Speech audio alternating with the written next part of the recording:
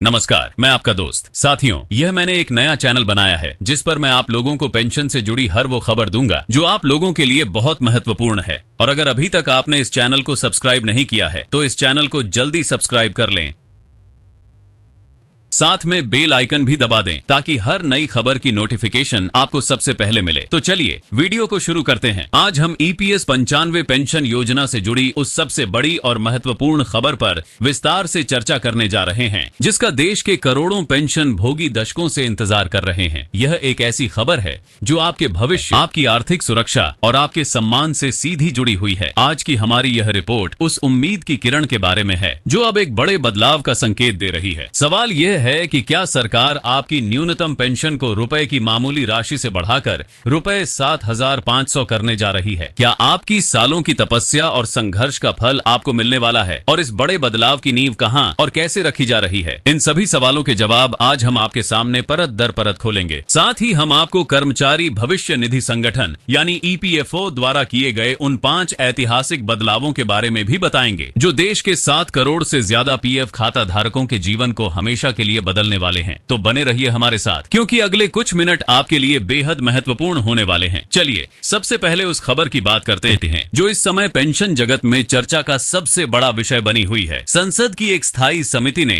श्रम मंत्रालय को एक ऐसा निर्देश दिया है जिसे ईपीएस 95 के इतिहास में एक मील का पत्थर माना जा रहा है। भारतीय जनता पार्टी के वरिष्ठ सांसद और कर्नाटक के पूर्व मुख्यमंत्री श्री बसवराज बोम्मई की अध्यक्षता वाली इस शक्तिशाली संसदीय समिति ने श्रम मंत्रालय से साफ और कड़े शब्दों में कहा है कि कर्मचारी पेंशन योजना यानी ईपीएस का मूल्यांकन अब किसी बाहरी और स्वतंत्र तीसरे पक्ष से करवाया जाए। यह कोई सामान्य मूल्यांकन नहीं होगा, यह एक व्यापक और गहन जांच होगी कि यह योजना आज के समय में कितनी प्रासंगिक है और पेंशन धारकों को जो राशि मिल रही है क्या वह सम्मानजनक जीवन जीने के लिए पर्याप्त है। इस निर्देश की सबसे महत्वपूर्ण बात है इसकी समय सीमा। समिति ने यह दृढ़ता से अनुशंसा की है कि मूल्यांकन की यह पूरी प्रक्रिया हर हाल में साल 2025 के अंत तक पूरी कर ली जानी चाहिए। जी हाँ, आपने सही सुना, 2025 के अंत तक। इसका सीधा मतलब यह है कि समिति चाहती है कि पेंशन बढ़ोतरी के मुद्दे पर अब और देरी ना हो और पेंशन धारकों को अगले साल के खत्म होने से पहले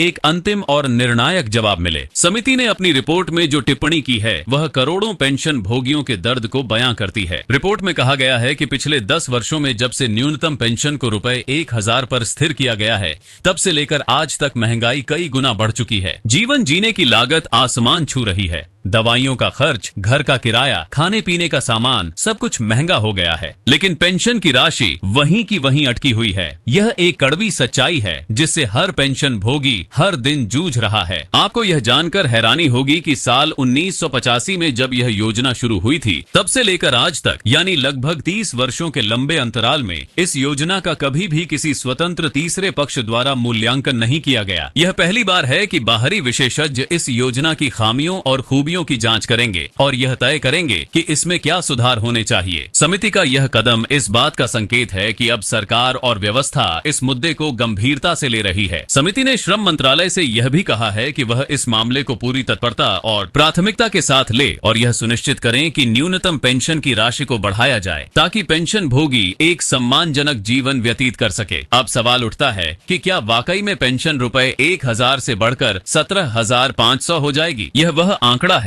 जिसकी मांग ट्रेड यूनियन और पेंशन भोगी संगठन लंबे समय से कर रही हैं। उनका तर्क बिल्कुल सीधा और स्पष्ट है। आज के महंगाई के दौर में रुपए 1,000 में एक व्यक्ति अपने महीने भर का गुजारा कैसे कर सकता है? यह राशि ना तो उनके भोजन के लिए पर्याप्त है, ना दवाइयों के लिए और ना ही अन्य जरूरी खर्चों के लिए। इसलिए उनकी मांग है कि न्यूनतम पेंशन को कम से कम रुपए 7,500 प्रतिमाह किया जाए और साथ ही इसे महंगाई भत्ते यानी डीए से भी जोड़ा जाए ताकि जैसे जैसे महंगाई बढ़े पेंशन में भी अपने आप बढ़ोतरी होती रही। इसके अलावा पेंशन भोगियों को मुफ्त और बेहतर चिकित्सा सुविधाएं उपलब्ध कराने की मांग भी जोर शोर से उठाई जा रही है। इस मांग को लेकर पेंशन भोगियों के प्रतिनिधि मंडल ने कई बार सरकार के दरवाजे खटखटाए हैं। कुछ समय पहले ईपीएस 95 राष्ट्रीय आंदोलन समिति के एक प्रतिनिधि मंडल ने देश की वित्त मंत्री श्रीमती निर्मला सीतारमण से भी मुलाकात की थी। उस बैठक में में उन्होंने अपनी मांगों का एक विस्तार ज्ञापन सौंपा था और वित्त मंत्री ने उन्हें यह आश्वासन दिया था कि सरकार उनकी मांगों पर गंभीरता से विचार करेगी। हालांकि ऐसे आश्वासन पहले भी मिलते रहे हैं, लेकिन इस बार संसदीय समिति के हस्तक्षेप के बाद उम्मीदें कहीं ज्यादा बढ़ गई हैं। यह जानना भी जरूरी है कि श्रम मंत्रालय ने पहले भी पेंशन बढ़ाने की कोशिश की थी। समिति को दी गई जानकारी के अनुसार श्रम मंत्रालय ने साल 2020 में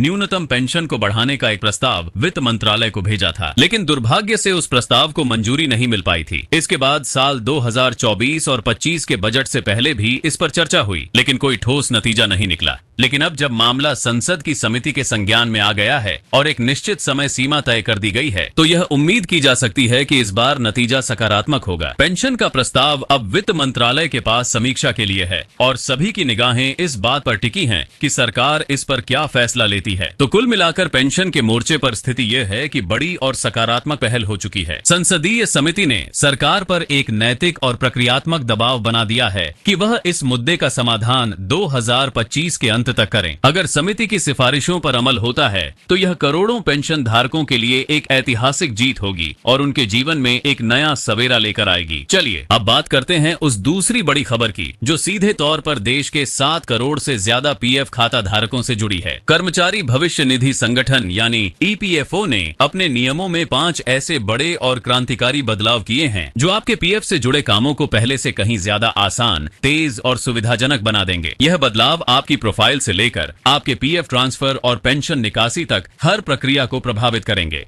आइए एक एक करके इन सभी बदलावों को विस्तार से समझते हैं। पहला बड़ा बदलाव, प्रोफाइल अपडेट करना हुआ बच्चों का खेल। सबसे पहला और महत्वपूर्ण बदलाव आपकी पीएफ प्रोफाइल से जुड़ा है। पहले अगर आपको अपने पीएफ खाते में अपना नाम, जन्म तिथि, ईसा की आबी मैथी, पिता या माता का नाम या अपनी वैवाहिक स्थिति जैसी जानकारी को बदलना या ठीक कराना होता था, तो यह एक बहुत ही जटिल और लंबी प्रक्रिया होती थी। आपको कई फॉर्म भरने पड़ते थे, दफ्तरों के चक्कर काटने पड़ते थे और महीनों तक इंतजार करना पड़ता था। लेकिन अब ईपीएफओ ने इस पूरी प्रक्रिया को बेहद आसान बना दिया है। अगर आपका यूएएन नंबर आपके आधार कार्ड से लिंक है, तो अब आप घर बैठे अपने मोबाइल या कंप्यूटर से कुछ ही मिनटों में अपनी प्रोफाइल की ज्यादातर जानकारी को ऑनलाइन अपडेट कर सकते हैं। यह एक बहुत बड़ी राहत है, खासकर उन लोगों के लिए जिनके नाम या अन्य विवरण में कोई गलती थी और वे इसे ठीक नहीं करा पा रहे थे। दूसरा बड़ा बदलाव, पीएफ ट्रांसफर अब बिना किसी झंझट के। दूसरा बड़ा बदलाव उन कर्मचारियों के लिए एक वरदान है जो अक्सर नौकरियां बदलते हैं। पहले जब आप एक कंपनी छोड़कर दूसरी कंपनी में जाते थे, तो अपने पुराने पीएफ खाते का पैसा नए खाते में ट्रांसफर करवाना एक सिर दर्द से कम नहीं था। इसके लिए आपको पुरानी कंपनी की मंजूरी का इंतजार करना पड़ता था, जिसमें अक्सर बहुत ज्यादा समय लगता था और प्रक्रिया काफी उलझी हुई होती थी। लेकिन अब ईपीएफओ ने इस प्रक्रिया को पूरी तरह से सुगम और स्वचालित बना दिया है। अब आप बहुत ही कम समय में बिना किसी बड़ी औपचारिक चुनौती के अपने पीएफ का पैसा ऑनलाइन ट्रांसफर कर सकते हैं। इससे यह सुनिश्चित होगा